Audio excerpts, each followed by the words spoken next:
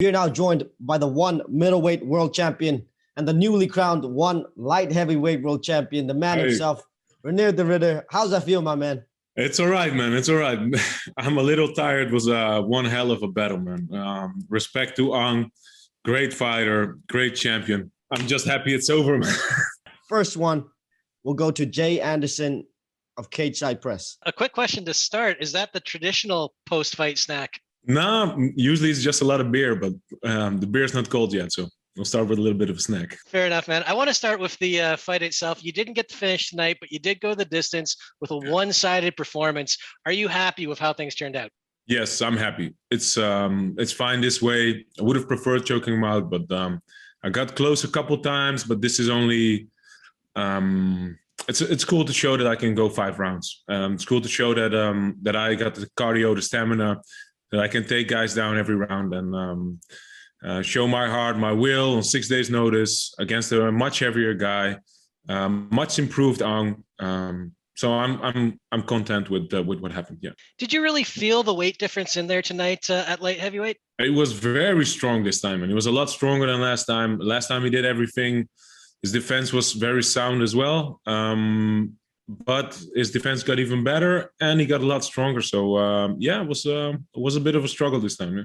And Aung La says he's done with light heavyweight. He's going to go to middleweight. You called out the heavyweight champ, Brandon Vera. Now he has a title fight we don't know the result of yet against Arjan Bhullar, but does that call out stand regardless of who holds the title? Yeah, why not, man? Would be cool if it's Brandon Vera, because he's been the champ for a while, and so it'd be cool to take it from him. But why not, man? 2 belts is nice, but 3 belts is better, right? The next question will go to Nick Atkin of South China Morning Post. Oh yeah, it was an impressive performance. You know, I wanted to talk about that Brandon Vera call out because we just had Aung in here, and Aung thinks that Brandon might be a tough matchup for you just because of his wrestling skills and his takedown defense and the height. He's bigger than Aung. Yeah, how do you think you match up with Brandon stylistically? That's what they always say, man. Everybody's a tough matchup before they enter the cage with me. Yeah, he's a great striker. His wrestling is all right, but it's not on my level. So it'll be cool, man, to fight for history again, fight for my legacy. I hope we can make that happen. Aung said he thinks that he could beat you. You know, he's not closing the door on that. You know, he could still make improvements. Do you see if there's any way he could ever beat you, or do you think it would go like this every time? Well, he definitely improved in 6 months, so he's a much better fighter than he was 6 months ago. All the respect to him. He's a grinder. He got a lot better, a lot stronger. So, as I said, man, I respect the guy like no one else. But I'm happy to put this to bed, man. 2 wins, it's done. And we're on TNT primetime from one belt collector in AEW, Kenny Omega. You're becoming a bit of a belt collector now in one championship. You know, how much do you think this is going to do for your whole star power and in MMA and just your whole reputation from being maybe a bit of an unknown a year ago? Now you got 2 titles. It's all right. It would be nice to grow a little bit, but that's not the goal, man. The goal in my mind is to be the best, and I've did it again. And I hope to keep on doing that. That's the most important thing. It's nice to get some star power, some fame, but it's all right. It is what it is. The next question will go to Leon Jennings of Asian Persuasion MMA. I spoke to you before. I think you said you thought you'd have more trouble getting him down to the ground. Yeah. Feeling you were more confident you could stop him quicker. It was almost kind of the opposite way around. You got him down so quickly beginning of every round. Yeah. And then he survived. Were you so kind of surprised the way the fight played out like that? Yeah, I was a little sloppy, to be honest. I got him in the darts, I got him in the side choke, I got him in the rear naked choke, and I just didn't get it all the way. But I'm happy the way it unfolded. This bout is going to teach me a lot of tape to watch back, and to evolve my game even further. So I'm happy that I got this challenge this time. Because you were sitting on a beach with your family a week ago, did you kind of have a little bit of a sense of nothing to lose here, which may have helped you as well? I got an undefeated record to lose, man. That's the most important thing to me. This has been the goal since the start. I want to be the best. I want to beat everybody who's in front of me. So every bout is as important as the last one. Did you have the call out there, the heavyweight champion in mind beforehand, or was that something you just sort of afterwards? Yeah, I kind of planned on it. Yeah. Had it planned? And how do you see it going? Brandon Vera versus Arjan Bhullar. I see Brandon Vera winning, but let's see what happens. You know, I'm excited to see the match. Thank you, Leon. The next question will go to Chris Mancuso of Tops Off Sports. What kind of mental preparation goes into taking a big title fight like that? I know you've defeated him before, but coming in on such short notice, was there anything different, you know, as going into a fight, you know, where you've had a full camp? What kind of extra measures did you have to take? It was very different this time.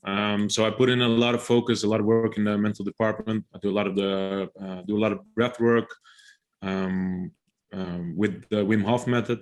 And I do a lot of meditation as well, way I call thought selection. I always do this, but it was a little harder this time. So I didn't have enough time. I didn't have a lot of time to specifically prepare myself for this match. And to be honest, it was a little harder to be as excited for the first time fighting, if you understand. Not to be arrogant or whatever, but I kind of did it before, so it was hard to get up again and be as motivated and as focused as the first time. Awesome. And last question for you. What kind of whiskey is in that glass there, my friend? It's the only one I could find on Foodpanda. Congrats, champ. Good fight. Reinier, talk to us about that struggle to find motivation for this one. Do you feel like that empty arena has something to do with it? You're motivated by the crowd and... To be honest, if there's people in the crowd, I usually block that out anyway. So I'm not too focused on the people around. But it was mostly just doing it again with Aung, not having the proper time to get my mental stuff in the right position. But come on, I shouldn't complain. I put another belt on the shoulder. It is what it is. This next one will go to Dylan Bowker. Just curious because you mentioned the Wim Hof method there and just, you know, presumably having a measured control of the cardiovascular framework from that. I'm curious, how much does that inform your composure and endurance in MMA competition? It's one of the most important aspects of my cardio game. So I do the breath work every day, and I use it when I walk out. If you watch back my walkouts, I use the breath work to get my body ready to go. And then between rounds, I use the breath work as well to recover. I had the honor to meet Wim a few months ago, and I'm very grateful for the stuff he's put out. It's for everybody. I would advise everybody to check that out. Yeah, and you mentioned the walkout. How much did the Roy Jones Jr. fire up, you know, workout when you were coming out there? Because that was getting me fired up even. Yeah, man, I love that song. So I don't try to play it too much in camp so it doesn't get too old. But every match I play it during the walkout. So when I'm backstage and I hear it go, I get a little bit excited to go fight. Reinier, this question is from Fight Game Asia. The question is this: you have such a robust style that just works. Do you try to change that by improving on your striking, or are you hesitant to change anything? No, I think I showed some of my striking as well. It didn't land a strike on the feet. I popped him a few times. I always focus on the striking, but the goal is to showcase my jiu-jitsu. That's what I'm about. That's what I represent. That's what I love. So I'm always there to show that part of my game. Reinier, this last question is from Conan Altatis of Conan Daily. Conan, please go ahead. Who are the people that you want to thank for helping you prepare for this historic victory? I've got so many people around me, man. So many people I love, so many people supporting me. I got Gegard Mousasi as one of my main training partners, who I look up to as a fighter. He's taught me so much about the stand-up game, about the wrestling. This guy is a true legend of the sport. And let's say he's a huge part of my success. The people around me, my coaches, Haroon, Hessel, Peter was here. His match didn't materialize this time, but he is one of the best fighters in the world, and he'll show it next time. My wife, my kids, I'm just happy to make him proud again. Message to Aung La N Sang, please. I've spoken to him a few times now.